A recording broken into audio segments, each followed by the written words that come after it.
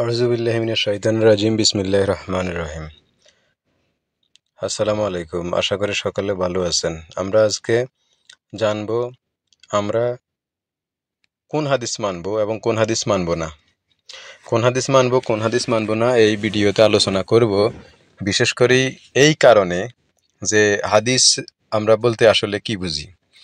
তো আমি এই একটা সূরার একটা আয়াত তেলাওয়াত করি। এটা হলো সূরা জাসিয়া, আল জাসিয়া ৪৫ নম্বর সূরা ৬ নম্বর আয়াত। এখানে আল্লাহ তাআলা বলছে, তিলকা আয়াতুল্লাহি নাতলুহা আলাইকা বিল হাক্কি ফাবিআইয়ি হাদিসিম বাদাল্লাহি ওয়া আয়াতিহি ইউমিনুন। এখানে যদি দেখেন তাহলে টোটাল অনুবাদ করা হয়েছে, এগুলো আল্লাহর আয়াত, আমি তা যথাযথভাবে তোমার কাছে তেলাওয়াত করেছি, অর্থাৎ নবীজির কাছে তেলাওয়াত করছে। অতএব তারা আল্লাহ ও তার আয়াতের পর আর কোন কথায় বিশ্বাস করবে। এই যে এইখানে যেখানে কথাটা অনুবাদ লিখছে আর এইখানে যে আরবিটা, এখানে আপনারা দেখতেছেন যারা আরবি জানেন, অথবা এইখানে দেখবেন এই জায়গাটার মধ্যে হাদিসিম, হাদিসিম এই আরবিটা হলো হাদিসিম। হাদিস মানে হলো কথা, অথবা আমাদেরকে যে হাদিসের কথা আমাদের আলেমরা বলে, তো ওনারা বলে যে রসুলের কথা কাজ অনুমোদন এগুলো হাদিস, এগুলোই হাদিস। তো ওই মানে ওনার কথাকে টোটালি আরবি ভাষায় হাদিস বলে। তো আল্লাহর কথা হতো হাদিস। যে এইখানে আল্লাহ এটাই বলছে যে এগুলো আল্লাহর আয়াত, আমি তা যথাযথভাবে তোমার কাছে তেলাওয়াত করেছি, অতএব তারা আল্লাহ ও তার আয়াতের পর আর কোন কথা বিশ্বাস করবে। এখানে অনুবাদটা হয়তো আল্লাহ ও তার আয়াতের পর কোন হাদিসে বিশ্বাস করবে তারা। মানে মানুষকে আল্লাহ কেন কড়া নির্দেশ দিয়েছে যে আল্লাহ এই যে কোরআন নাজিল করেছে, কোরআনটাও হাদিস। হ্যাঁ, শুধু বুখারী, আবু দাউদ, তিরমিজি হাদিস না, এই কোরআনও হাদিস। যেখানে আল্লাহ বলতেছে, এই হাদিস শব্দ হাদিস, কোরআন এটার অনেক নাম আছে, কিন্তু কোরআন হাদিস এটা মানা যাবে না। আর ওই তিরমিজি বুখারীর হাদিস মানা যাবে। কারণটা কি? মোল্লারা আমাদেরকে সহজে বুঝায় যে হাদিস মানতে গেলে মানে যদি শুধু কোরআন মানা হয় তাহলে ইসলামের আর কিছু থাকে না। কিন্তু বিশ্বাস করেন, কোরআন এমন সুন্দর জিনিস, এটাকে যদি মানেন পৃথিবীর সব মানুষকে এই কোরআনের দাওয়াতে একত্রিত করা সম্ভব, কিন্তু হাদিস দিয়ে সম্ভব নয়। দেখেন, আজ পর্যন্ত পৃথিবীতে যত আলেম ওলামারা আছে, জিজ্ঞেস করেন তো কারো কোরআন নিয়ে কোনো সন্দেহ আছে? কোরআন নিয়ে কারো মতভেদ আছে? উইদাউট নাস্তিক অথবা ভিন্ন মতাবলম্বী যারা মুসলিম নিজেদেরকে মনে করে বা বলে, তো তাদের মধ্যে কোরআন নিয়ে কোনো দ্বন্দ্ব নাই। এবং কি সূরা বাকারায় আল্লাহ বলছে, তিলকা জালিকাল কিতাবুল লা রাইবা ফি হুদাল লিল মুত্তাকিন, এটা সেই কিতাব যাতে কোনো সন্দেহ নাই এবং মুত্তাকিদের জন্য হেদায়েত। তাহলে ওইখানেও আল্লাহ যে বলছে যে এই কিতাবটা কোনো সন্দেহ নাই। এবং সূরা নিসার মধ্যেও আপনারা পাইবেন যে এখানে আল্লাহ বলছে এই কোরআনে পরস্পর বিরোধী কোনো কথা নাই। তা আমরা দেখলাম কোরআনে সন্দেহ নাই, কোরআনে পরস্পর বিরোধী কোনো কথা নাই। আর এখানে আল্লাহ তাআলা বলতেছে আল্লাহর হাদিস ছাড়া আর কোন হাদিসে তোমরা বিশ্বাস করবা। সুতরাং আমাদেরকে যে সমস্ত হাদিস গিলেনের হুজুরেরা চেষ্টা করতেছে, আমরা ওই সমস্ত হাদিস মানবো না কেন? ওগুলো আল্লাহর হাদিস না। প্রথম কথা হলো ওগুলো আল্লাহ নাজিল করেননি, এর প্রমাণ রসুলও দেয়নি, আল্লাহ তো ধ্যানই।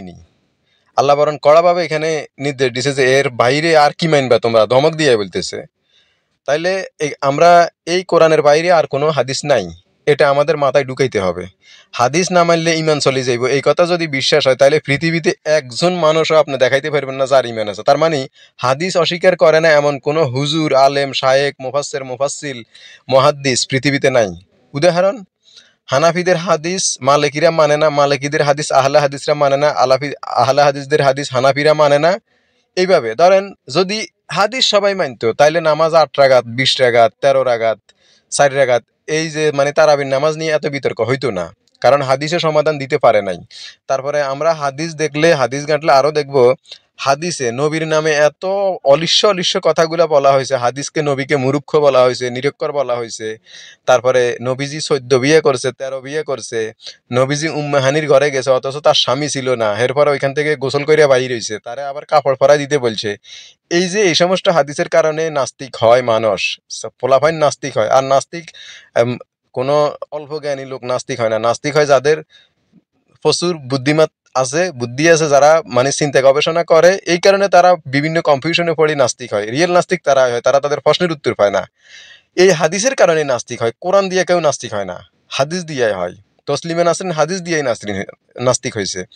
তো এই কারণে আমরা যে হাদিস মানবো, কেন মানবো? মোল্লারা আমাদের ওই জবাবটা দিব হইলো আতিউল্লাহ আতিউর রসুল, আল্লাহকে মানো আল্লাহর রসুলকে মানো। দেখেন, আল্লাহকে মানো আল্লাহর রসুলকে মানো। আপনি যদি কোরআন মানেন সম্পূর্ণ আল্লাহকে মানা হয়ে যায়, তাহলে মানে কি কোরআন মানলে হাদিসকে মানা হয় না? 100%। কারণ রসুল কি মানতেন? রসুল তো কোরআনের বাইরে দাওয়াত দিতেন না।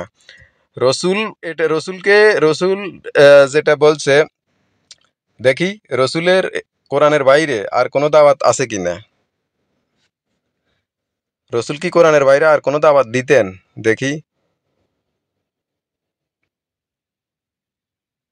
এইটা যদি আমরা দেখি, এটা হইলো সূরা মায়দা 5 নম্বর সূরা 99 নম্বর আয়াত। এখানে আল্লাহ তাআলা বলছে, দেখেন এই যে এই আয়াতটা দেখেন, এখানে এই আয়াতটা দেখেন, হ্যাঁ, এই যে এটা এখানে কি বলছে? ফসার ব্যতীত রসুলের কোনো দায়িত্ব নেই, আর তোমরা যা প্রকাশ করো এবং যা গোপন করো আল্লাহ তাআলা সব জানেন।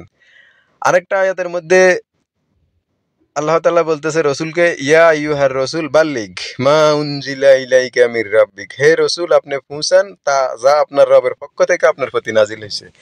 এখন রবের পক্ষ থেকে কি নাজিল হয়েছে আমরা জানি সবাই, কোরআন, হাদিস না। কোরআনে একবারও আল্লাহ বলে নাই গাই মানে ওহিয়ে মাতলু বা এই সেই, হাদিসের বাইরে যাই অন্য কিছুই হয়েছে। তারপরে সূরা হাক্কার মধ্যে আল্লাহ কি বলছে দেখেন, সূরা হাক্কার মধ্যে আল্লাহ বলছে যদি রসুল নিজ থেকে কোনো কথা বলতো তাহলে আল্লাহ তার ডাইন হাত শক্ত করে ধরতো এবং কণ্ঠনালী কেটে ফেলতো, এবং রসুলকে বাঁচাইবো তাদের মধ্যে এমন কেউ ছিল না। এই সমস্ত ধমক দিয়ে আল্লাহ কথা বলছে যাতে কোরআনের বাইরে অন্য কিছুতে না যায়। তো এই যে আতিউল্লাহ আতিউর রসুলের যেই স্লোগান মোল্লারা আমাদের সামনে দেয়, ধরেন আল্লাহকে মান্য করো, আমি কোরআন মানলাম, আল্লাহকে মানা হলো। রসুল কি মানতেন? আল্লাহকে মানতো, তাইলে কিভাবে মানতো? তার উপরে যেটা আসতো হই সেটাই মানতো। তো সেটা তো কোরআনই। আর রসুলকে মানলে যে হাদিস না মানলে যে রসুলকে মানা হবে না, এই কথা গ্রহণযোগ্য নয়। কারণ হলো রসুলের নামে যে সমস্ত মিথ্যা কথা রটানো হয়েছে, তো সেই সমস্ত কথাও কি আমরা রসুলের নামে বিশ্বাস করবো নাকি? তার মানে হাদিসের ব্যাপারে যদি মোল্লাদেরকে জিজ্ঞেস করেন যে হাদিসে কোনো সন্দেহ আছে নাকি, এমন কোনো মোল্লা না যে কইতে পারবে না হাদিসের মধ্যে জামিলা নাই, ভুল নাই এবং কি গড়মিল নাই, এটা কেউ বলতে পারবে না। তাইলে আমরা রিক্সে কেন যাব? আল্লাহ কোরআন দিছে, কোরআনের ব্যাপারে আমাদের কিয়ামতের দিন প্রশ্ন করব। আরেকটা বিষয় আমি আপনাদেরকে দেখাই যে কোরআনের ব্যাপারে আমরা প্রশ্নবিদ হব কিয়ামতের দিন। সেটা দেখেন কেমনে। রসুলুল্লাহ এটা হইলো 25 নম্বর সূরা 30 নম্বর আয়াত, সূরা ফুরকানের 30 নম্বর আয়াত। হ্যাঁ, এখানে আল্লাহ তাআলা কি বলছে দেখেন, আর রসুল বলবে হে আমার রব, রসুল বলবে হে আমার রব, নিশ্চয় অবশ্যই আমার কম এ কোরআনকে পরিত্যাজ্য গণ্য করেছে। চিন্তা করা যায় কিয়ামতের দিন আল্লাহর রসুল আল্লাহর কাছে আমাদের বিরুদ্ধে নালিশ করব, অভিযোগ করব যে আমার এই জাতি এই কোরআনটাকে পরিত্যাজ্য করেছে, এই কোরআনটাকে তারা গ্রহণ করে নাই, মানেই তারা পরোক্ষভাবে প্রত্যক্ষভাবে কোরআনটাকে পরিত্যাজ্য করেছে। আরেকটা বিষয় আমি আপনাদেরকে শেয়ার করবো। এখানে এই যে এখানে মাহজুর শব্দটা আছে, এই যে এখানে মাহজুর শব্দটা আছে, এর দ্বারা বুঝাইছে যে কোরআনটাকে পরিত্যাজ্য করেছে। তারপরে নিশ্চয় অবশ্যই দিয়া বলছে, জোর দিয়া বলছে যে পরিত্যাজ্য করেছে। এই মাহজুরের অর্থ আরো অনেক কিছু। মানে কোরআন শুধু পরিত্যাগ করে না, পরোক্ষ প্রত্যক্ষভাবে কোরআন যারা গবেষণা করে না তারাও এটার অন্তর্ভুক্ত, পরিত্যাগ করেছে। যারা কোরআন না বুঝি পড়ে শুধু হাফেজ, তারাও এটার অন্তর্ভুক্ত। যারা কোরআনের বাইরে অন্য কিছু নেয় তাদের তো কথাই নাই। যারা কোরআনের বাইরে অন্য কিছু গ্রহণ করে তারাও এর মধ্যে অন্তর্ভুক্ত, কোরআন পরিত্যাজ্য করেছে। যারা কোরআন নিয়ে চিন্তা ভাবনা করে না তারা, যেমন সূরা মুহাম্মদ আল্লাহ বলছে তারা কোরআন নিয়ে চিন্তা ভাবনা করে না কেন, নাকি তাদের অন্তরে তালা। আর যারা কোরআন নিয়ে চিন্তা করে না তারা পশু পাখির চেয়েও খারাপ, গাধার সমতুল্য, কুত্তার সমতুল্য, যে তাদের উপরে বোঝা দিলেও হাঁপায়, না দিলেও হাঁপায়। এই যে এই সমস্ত বিষয় কোরআন সম্পর্কে নিশ্চয়তা দিয়া আল্লাহ তাআলা বলছে এবং আল্লাহর রসুল এটাই প্রচার করছে, আমরা প্রমাণ করলাম। তাহলে আমরা বুঝলাম আল্লাহর হাদিস আল্লাহর কোরআন, আল্লাহর হাদিসই আল্লাহর কোরআন, আল্লাহর কোরআনই আল্লাহর হাদিস। আর আমরা বোখারি মুসলিম নামে যে সমস্ত যেগুলো জানি, বোখারি সাহেব 6 লক্ষ হাদিস সংরক্ষণ করেছে, 2000 থেকে 2600 হাদিস বোখারিতে আছে। ইমাম মালিক 98,000 হাদিস সংরক্ষণ করেছেন, ওইখান থেকে 1800 হাদিস বাছাই করেছেন। তো ইমাম মালিকের যুগে যদি 96,000 হাদিস জাল হয়, বর্তমান ঢাকার আপনার মনে করেন এশিয়ার অবস্থা কি বুঝতে পারতেছেন। তো এই যে ধরেন এই সমস্ত জামিলা হাদিসের মধ্যে আছে, আমরা কিভাবে বিশ্বাস করব এই হাদিস নবীর? বিশ্বাস করার কোনো কায়দা নাই। আপনারা বলবেন হাদিস না মানলে নামাজ পড়বেন কেমনে? আসলে কোরআনে একবারও নামাজের কথা বলা হয় না, বলা হয়েছে সালাতের কথা। ওই সালাত আর এই নামাজ যেটা আমাদের দেশে প্রতিষ্ঠিত আছে, এটার মধ্যে দিন আর রাইতের মতো পার্থক্য, অর্থাৎ সাদা কালার মতো পার্থক্য। সেটা নিয়ে পরবর্তীতে আলোচনা করব। বিভিন্ন বিষয়ে আমার প্রশ্ন জাগে, এই কারণে আমি আপনাদের সাথে আলোচনা করি। আপনাদের যদি স্পেসিফিক কোনো প্রশ্ন থাকে আপনারা কমেন্ট করতে পারেন, আমার সম্ভব হইলে আমি জানাবো, চিন্তা করব। আমার এই ভিডিও করার উদ্দেশ্য হলো আপনাদের কাছে জানানো এবং আমি নিজেরও জানা। একটা কথা মনে রাখবেন, সত্য প্রচার খুবই কঠিন জিনিস। এর জন্য মরতে প্রস্তুত হইতে পারে, সবকিছু ত্যাগ করতে প্রস্তুত হইতে পারে। আমরা ইনশাল্লাহ এগুলোর জন্য রেডি। তবু আমরা সত্য থেকে সরতে চাই না। আল্লাহ যদি আমাদেরকে প্রশ্নই করে তোমরা হাদিস ত্যাগ করছো কেন, আমরা অজুহাত দিতে পারবো হাদিসে এই সমস্যা আছে। যদি কোরআন ত্যাগ করছো কেন এই কথা বললে, কোরআনে আল্লাহ বলছে এমন কিছু নাই আমি কোরআনে বিস্তারিত ভাঙি বলি নাই।